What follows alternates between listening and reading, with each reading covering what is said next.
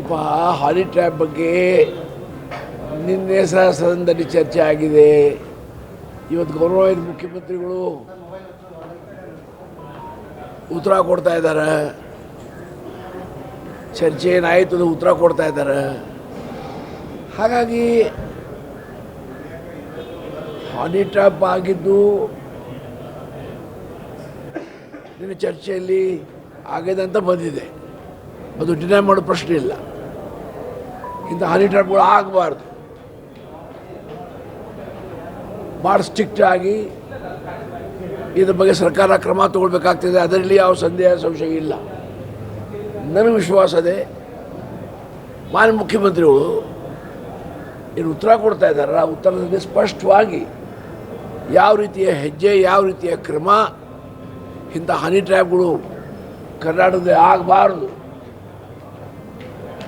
ಅದರ ಬಗ್ಗೆ ತನ್ನ ಉತ್ತರದಲ್ಲಿ ಸ್ಪಷ್ಟವಾಗಿ ಹೇಳ್ತಾರೆ ಅಂತ ನನಗೆ ವಿಶ್ವಾಸ ಇದೆ.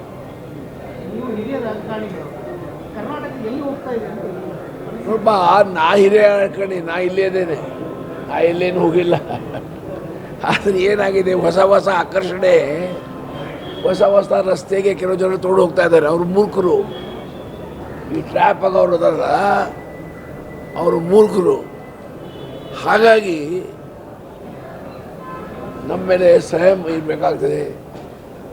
ಯಾವುದೂ ಕ್ಷೇತ್ರದಲ್ಲಿ ಇರಲಿ, ಅದರಲ್ಲಿ ರಾಜಕೀಯ ಕ್ಷೇತ್ರದಲ್ಲಿದ್ದಾಗ ಭಾಳ ಜವಾಬ್ದಾರಿನ ಹೆಜ್ಜೆ ಆಗಬೇಕು. ಯಾಕಂದರೆ ಚಾರಿತ್ರ್ಯ ಭಾಳ ಮಹತ್ವದ್ದು.